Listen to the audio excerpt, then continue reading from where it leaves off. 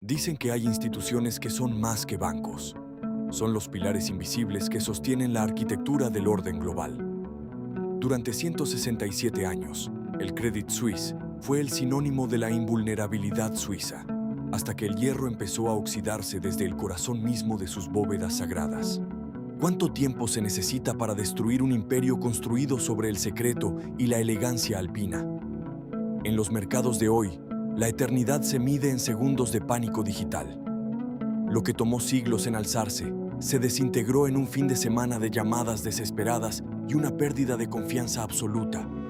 Bienvenidos al archivo subterráneo de poder y ruina. Hoy abrimos el dossier 14 para realizar la disección definitiva del cadáver financiero más grande de Europa en décadas. Analicemos juntos los errores del mercado. Veremos cómo la arrogancia de una élite desconectada de la realidad convirtió a un gigante en cenizas digitales. Para entender el colapso, primero debemos entender el veneno. El Credit Suisse no murió de una sola herida, sino de una sepsis prolongada de escándalos, desde el espionaje corporativo hasta el lavado de dinero de dictadores y carteles. Cada pecado fue una grieta más en el muro de los Alpes. En 2022, la filtración de los Swiss Secrets reveló la verdadera naturaleza de sus clientes. No eran solo inversores, eran figuras oscuras que buscaban el refugio del silencio suizo. El banco que prometió discreción eterna se convirtió en el epicentro de un terremoto moral que sacudió la confianza global. La paranoia se apoderó de los pasillos de Zúrich. Mientras los ejecutivos intentaban silenciar a los disidentes con tácticas de inteligencia privada, el capital empezaba a huir por las puertas traseras del sistema digital. No puedes proteger una fortaleza cuando el enemigo ya ha plantado la bandera de la duda. El banco era una red de intereses cruzados tan compleja que nadie podía ver el final del túnel. Los colapsos de Archegos y Greensill fueron los golpes de gracia que desangraron los activos del banco, revelando que debajo de la fachada de oro solo quedaba una estructura de papel mojado. Cada firma en un contrato tóxico era un paso más hacia el abismo. Los directivos, cegados por bonos millonarios, ignoraron las alarmas que gritaban riesgo sistémico. En este mercado, el precio de la arrogancia se paga con la moneda de la ruina absoluta, y el Credit Suisse estaba a punto de quebrar.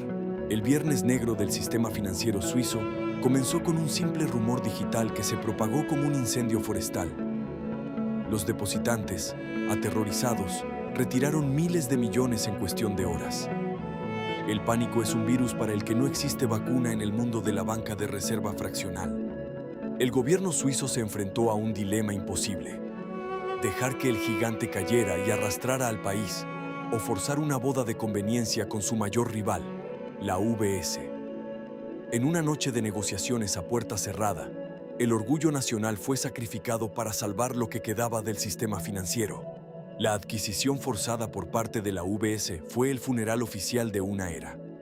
Los accionistas vieron cómo sus inversiones se evaporaban, mientras el mundo observaba con asombro cómo una fortaleza de siglos era vendida por una fracción de su valor real para evitar una catástrofe económica global inmediata. Credit Suisse es hoy un recordatorio de que nada es eterno, especialmente cuando la confianza es traicionada. En la morgue de la finanza, los cadáveres más grandes son los que creyeron que su nombre era suficiente para desafiar las leyes de la gravedad económica. La realidad siempre termina por pasar la factura. ¿Cuántos gigantes más están ocultando sus grietas bajo fachadas de mármol y vidrio? La caída de la fortaleza suiza es solo el prólogo de una nueva era de inestabilidad, donde el secreto ya no es garantía de seguridad. El archivo sigue abierto, y los próximos nombres ya están siendo escritos. La autopsia del dossier 14 revela que el virus fue la impunidad sistémica. No fue una crisis de liquidez, fue una crisis de alma. Cuando un banco deja de ser un custodio de capital para convertirse en un casino de élite, su caída es solo cuestión de tiempo y gravedad. Cerramos este volumen, pero la ruina no descansa. En los pasillos del poder, el miedo al próximo lunes negro mantiene a los líderes despiertos. Pero la próxima autopsia financiera ya está en la mesa. Mantente alerta, porque el sistema está más frágil de lo que parece. Poder y ruina. Archivos subterráneos de la ambición global. Suscríbete para diseccionar la próxima caída antes de que ocurra frente a tus ojos. La verdad siempre emerge, especialmente cuando el dinero empieza a hablar en el idioma del desastre. Hasta la próxima autopsia definitiva y absoluta. El escándalo de los bonos del atún en Mozambique fue una de las heridas más profundas y vergonzosas para la reputación suiza.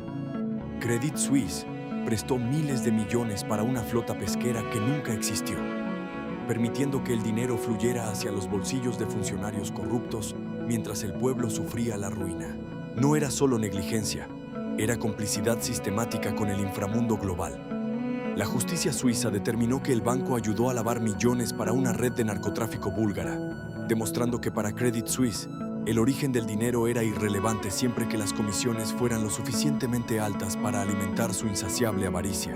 El caso de espionaje contra Iqbal Khan marcó el inicio del fin de la decencia corporativa en Zúrich.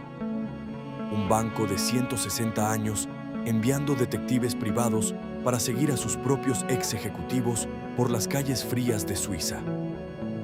La paranoia interna era el síntoma de una cultura que ya estaba muerta. La debacle de Archegos Capital fue el golpe que demostró la total falta de control de riesgos. En solo unos días, el banco perdió $5.000 millones debido a una exposición imprudente. La arrogancia de creer que podían jugar con el dinero de otros sin consecuencias financieras resultó ser fatal. Greensill Capital fue otro clavo en el ataúd de la fortaleza suiza. El colapso de esta firma de financiamiento dejó a los inversores del Credit Suisse con pérdidas masivas, revelando que el banco no estaba invirtiendo en el futuro, sino en un complejo esquema de deuda que carecía de cualquier base sólida.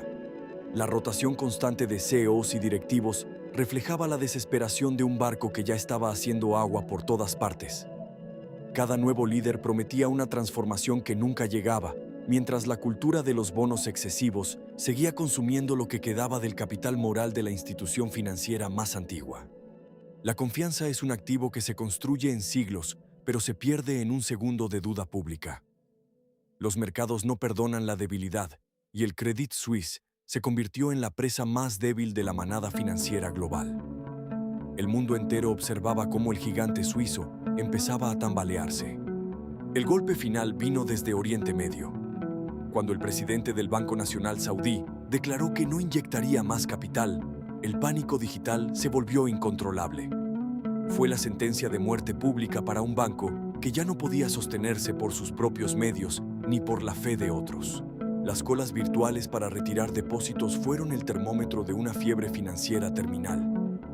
Miles de millones de francos suizos salían del banco cada minuto, evaporándose en el ciberespacio hacia competidores más seguros.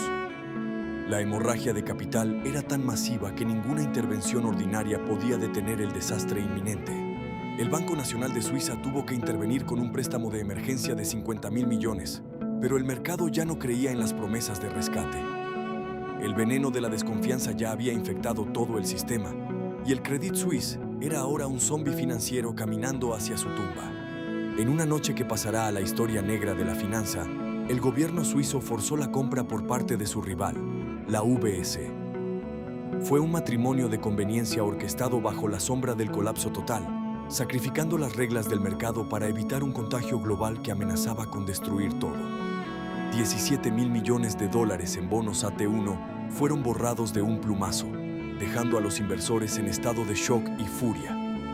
Esta decisión rompió las jerarquías tradicionales del capital y demostró que, en tiempos de crisis, las leyes escritas en el mármol pueden borrarse con una sola firma. Para los empleados del Credit Suisse, el fin no fue una gráfica en una pantalla, sino la pérdida de su identidad y futuro profesional. Miles de vidas fueron afectadas por la mala gestión de una élite que nunca tuvo que enfrentar las consecuencias personales de su propia arrogancia sistémica. La caída de este gigante es la autopsia de un sistema que permitió la impunidad durante demasiado tiempo bajo el pretexto de la estabilidad nacional.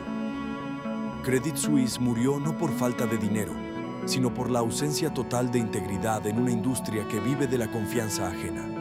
El secreto bancario suizo, ese muro de silencio que protegió fortunas durante siglos, ha sido finalmente agrietado por la realidad de la era digital y la transparencia forzada. El Credit Suisse fue la víctima más visible de un mundo que ya no tolera las sombras de los paraísos fiscales. El tiempo se agotó para la arrogancia alpina. La lección del dossier 14 es clara. Ningún banco es demasiado grande para caer cuando su base moral está podrida. La ruina no es solo financiera, es el resultado inevitable de una arquitectura de mentiras que finalmente colapsó bajo su peso.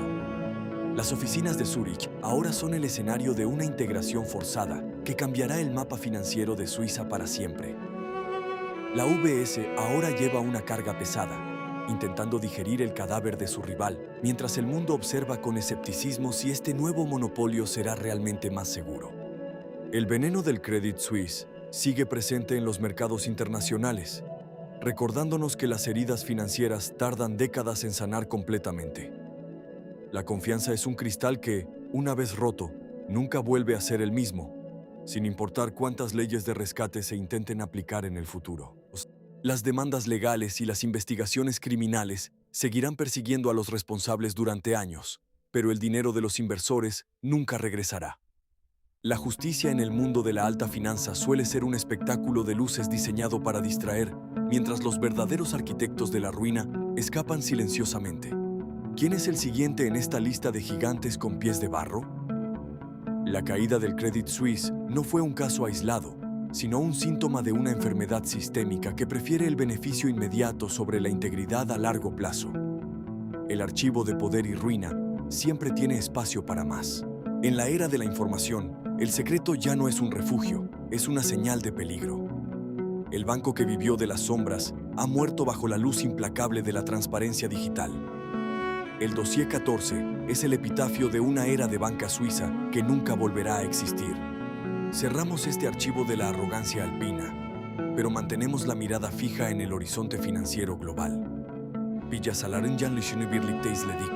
Pero la próxima autopsia financiera ya está en la mesa, lista para ser diseccionada.